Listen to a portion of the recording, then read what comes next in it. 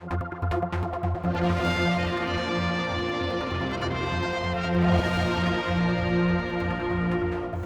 the day after the proceedings in Tynwald about what had been happening at the QE2 school, which was explained by Minister Edge, I wanted the time to sit down with you and probably an extended sort of chat, because I wanted to breathe, because I think there's still a lot of questions that people want to know, and you're limited by how you did it, I suppose, yesterday.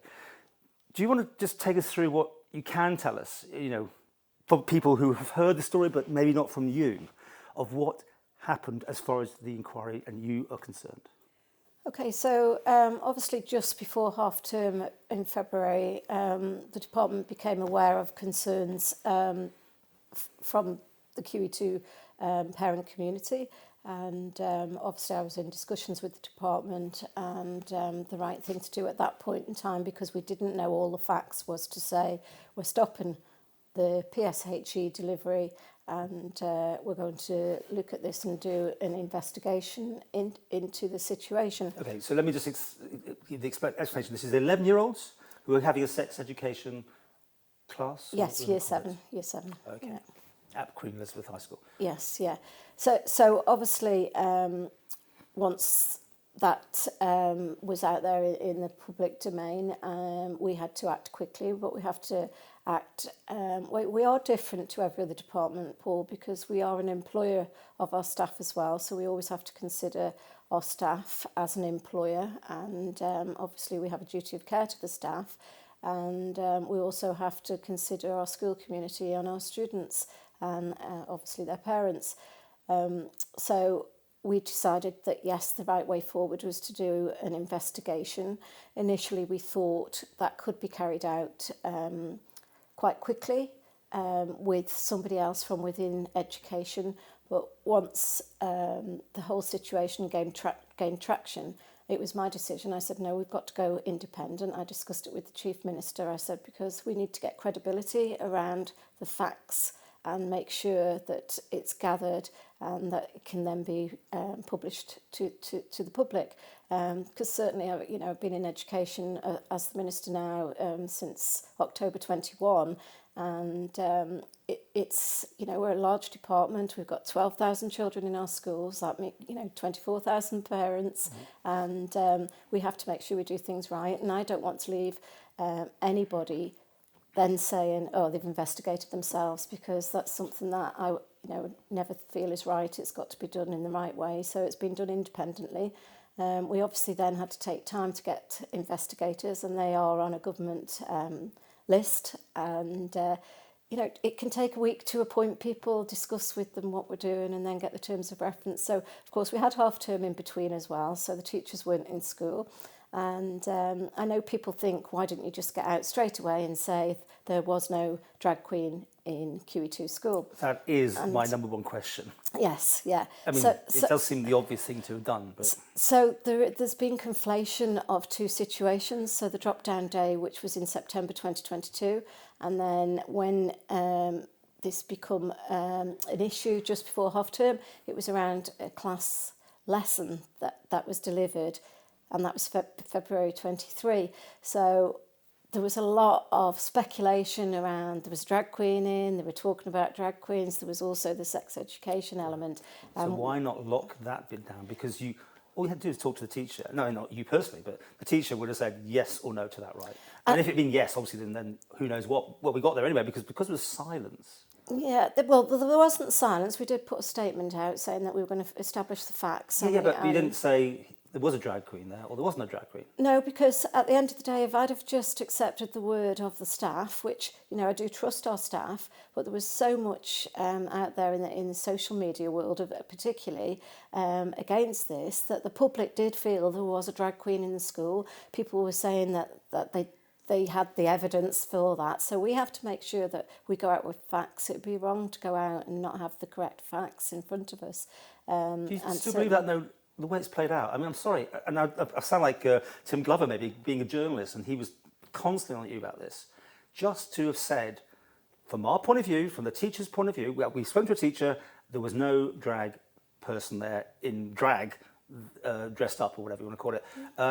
that would have put the fires out almost straight away, wouldn't it? And imagine if I'd have done that, Paul, and then it turned out there was. Well, you've got to believe the teacher, right? So yeah, you've got to believe the teacher. Well, I mean, we need I mean, to you make can believe sure, anyone you want, but we need to make sure whoever was in that room that we've got the information from everybody in the room. So you'd have worded so it. there was more than one person. According to the teachers, there was no drag queen Yeah. there. I understand that the head teacher did go out to her school community around around the situation, and it's been a difficult time because the situation happened. We had half term. We then had to get investigators, and government needs to do things right so that everybody's got confidence in the processes, the system, and how we're moving forward on this. So it's taken a little bit of time, probably too long. Totally agree.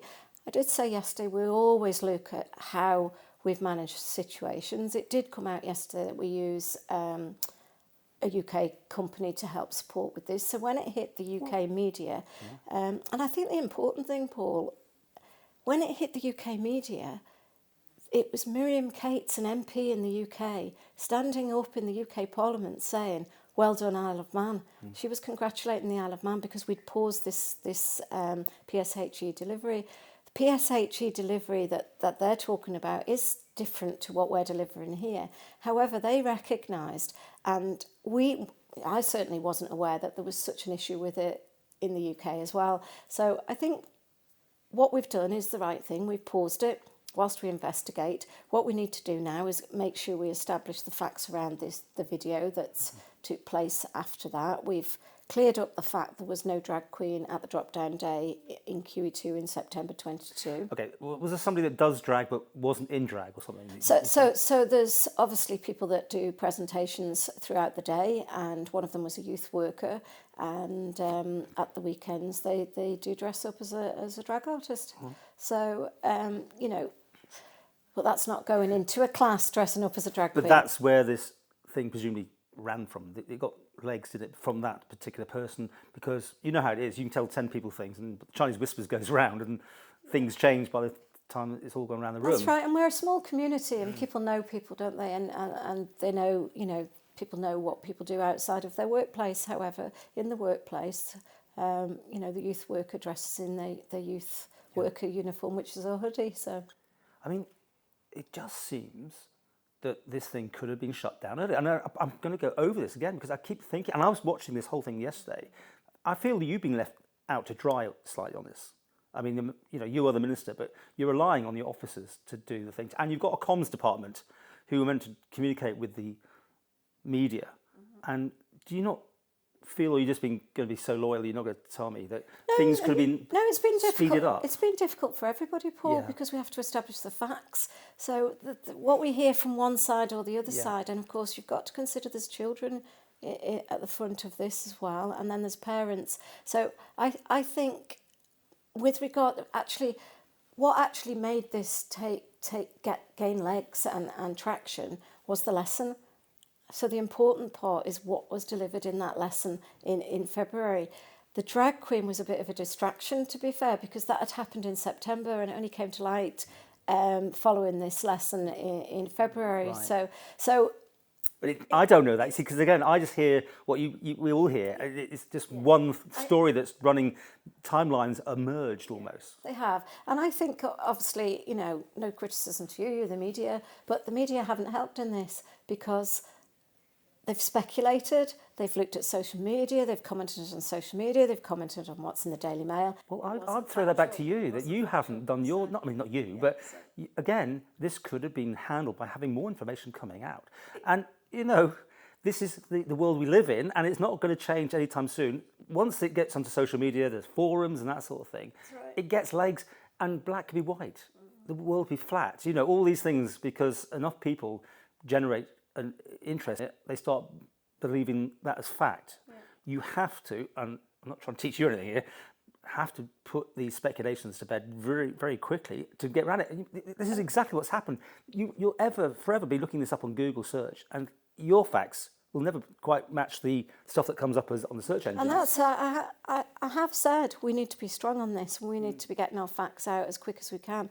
However, the report only came into the department on Thursday, and Mr. Power, who did the gathering of the information and the statements, he obviously has to get them signed off by people as well, was then handed to Mr. Morris, who's compiled the report. So although everybody thinks it's been a slow process, it's actually been as quick as possible. And I only seen in front of me on Thursday the fact there was no drag queen in QE2 school. That's the first you knew? That's the first I've seen it from the investigators. But did you not hear from the teachers? I've heard from the teachers, but then I've heard from parents there was a drag queen. So we've all had hundreds but the of parents emails weren't there. with regard to this. Obviously, the students were, but the parents weren't there. The teachers were there. They're the first-hand account from an adult. Let's put it. I mean, children can say all sorts of things, and you don't know, do you? No, you don't. And of course, how many times does government get criticised for investigating itself? Constantly criticised. So we had to be. It's such an emotional, sensitive topic that everybody's concerned about, that we needed to make sure that we had the factual evidence that could be published to the public. Does this stop at your doorstep, though? Did you say, don't go put any press out, let's have an investigation? Or is this handled by your civil servant? It's handled between all of us at the department and, the departmental members, and of course Government Central Comms, who then also use Lexington. So I think it probably, once it hit the UK media, it become a bit of a bigger storm. The Daily Mail were on Ireland and that. GB News, I mean, they were interviewing everybody and anything. And it'd be interesting if they retract their facts now, which they won't, and we know that. You mentioned this PR company. I mean, I've never even heard of them, to be honest. And what they have or haven't done, I don't know, because you say they're there to put things right. Well, surely they should have jumped on that. Well, they do surveillance on any news items. But they can't put out a press release saying this didn't happen until you've done what you've No, they done. don't. But they advised on what we should put out. And the first thing they said to us, which you're right, they said to us, you need to clear up about the drag queen. So as soon as we could, we have. So, how do you feel you've been treated by your people here? Is that too harsh?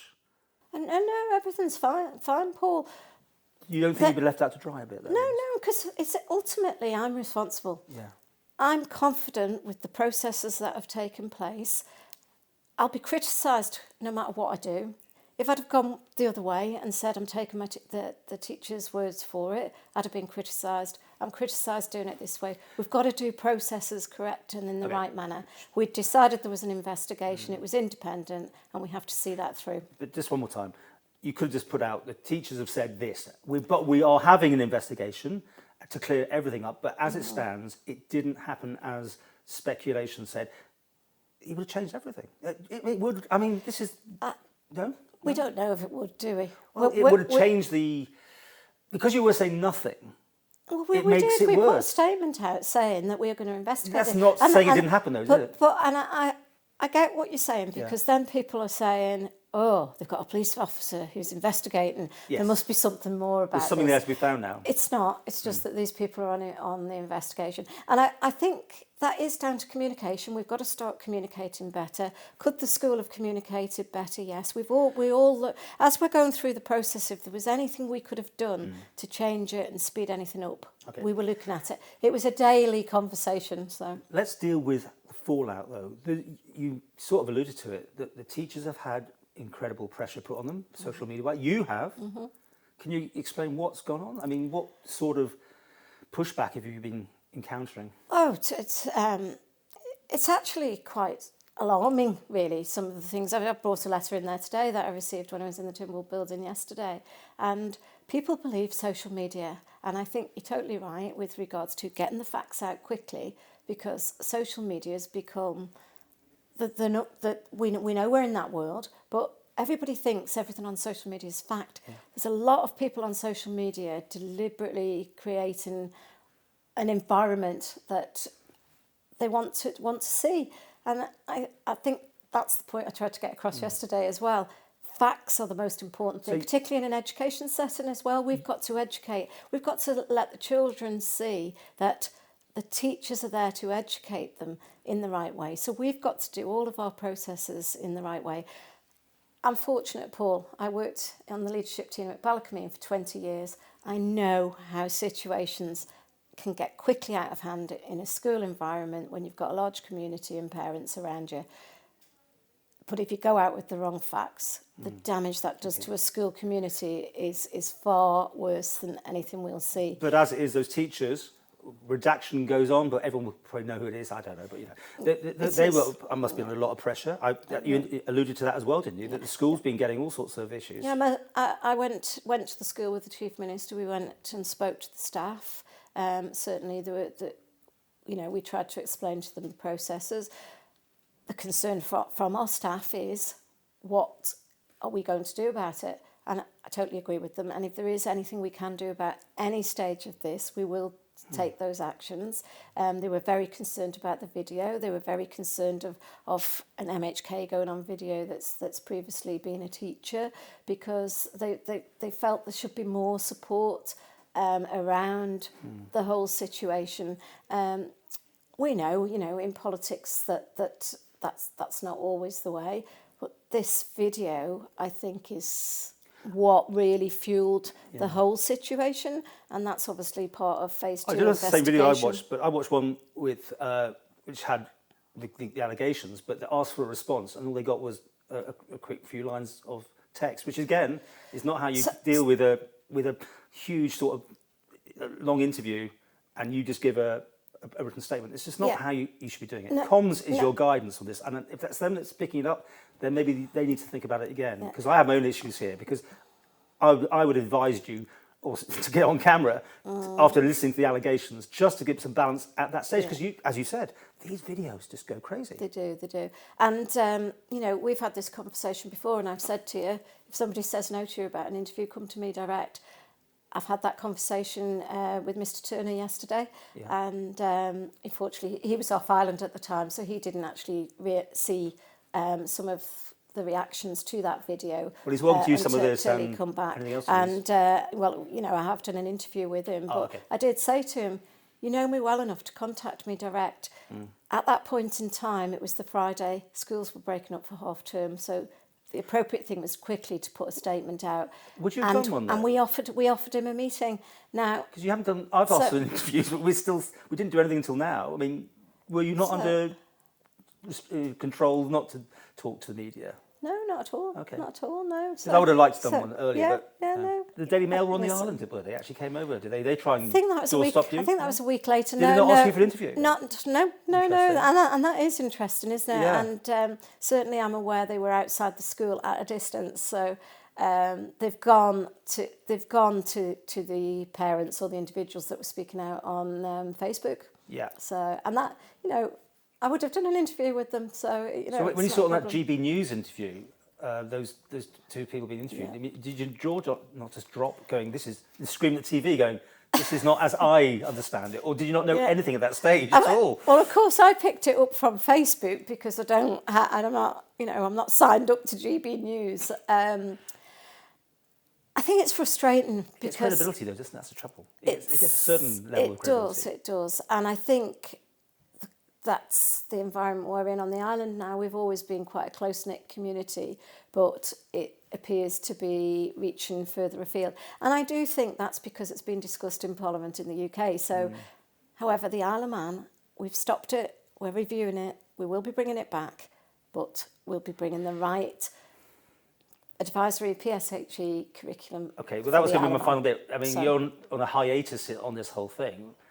When is it likely to be picked up again? And goodness knows, there's going to be so much scrutiny now for the next year or two. Yeah. People won't get that sex education, I'm guessing, that they were getting because of all the controversy. Well, there's elements that happen in other classes. That was discussed yesterday in science and biology classes. However, Paul, this has been delivered in our secondary schools since 2019. It's not new. I haven't brought it in. It came into the schools in 2019 as an advisory curriculum. It's been delivered in our secondary schools. It was delivered in QE2 last week. So basically, parents will have opt-outs more, will they? Is that, well, it's a different cohort of parents, isn't it? Every year in a school you get a new year, 7 Could they opt out? So, could the parents opt the kids out? As I said yesterday, if any parents have got any concerns, they need to go to the school, discuss it with the head teacher or the class teacher, and raise their concerns, and the school and the professionals are the best place to give them that advice as to whether there's parts that the students can sit out of, but they need to have those discussions with our schools. And I encourage people to do that more if they're concerned about any elements of... So when is it like just restart, or you just have no dates on that? Well, as I say, it's been getting delivered since 2019. Yeah, but it's on pause, so right? it's on pause. But when's it going to restart? Well, what we need to do now, we've obviously got PHSE advisors in all of our secondary schools. We have an advisor at the department centrally. There's also people with responsibility for that in primary. It has gone into primary schools this September. So September 22, it went into primaries. Prior to that, it was new in secondary. So it's been approved, so it should just restart, right? Well, no, I want to review it because it was approved before I was minister, Right. and as a department, we're going to look at it. We're going to make sure that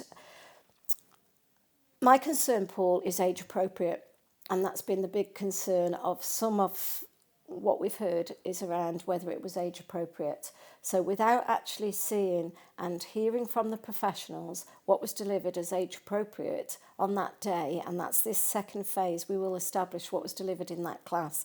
So my understanding, and from seeing the curriculum, it's done in age. It's staged in ages. So for year 7, there's materials. For year 8, there's materials. Year 9, there's materials. So what we need to establish is, were the correct materials delivered on that day? So there may have been an issue. I don't know, and that's why we've got to have it done independently and have So it looked at. it may have a little bit of a... Yeah, and that's the right way to do it. Because sitting in the department, we could say, oh, we always deliver everything right. We can't say that. We need to make sure we've delivered what's in that curriculum on that day. And that's really, really important to me. As I say, it was brought in 2019. I wasn't the minister at that time. The process around that, I don't know, but you know me. I like process. I like to make sure things are implemented in the right way, have the staff all have the appropriate training on it. That's a really key important issue as well, because the delivery of elements of this curriculum are really important as to how that's done. I think the new head teacher at QE2 has been amazing. She's really behaved so professionally in amongst all of this. It's a curriculum that she's new to the school. Okay, she was working at Ballacameen prior to going to QE2. However, that curriculum was in place. Her staff have been delivering it without issue. And it's this year that, that the parents have raised concerns about it. So it's right. We should listen to our parents. We should listen to our staff. And also, there's always students and the safeguarding of them in amongst this. And it's a priority for us, safety and safeguarding of our students.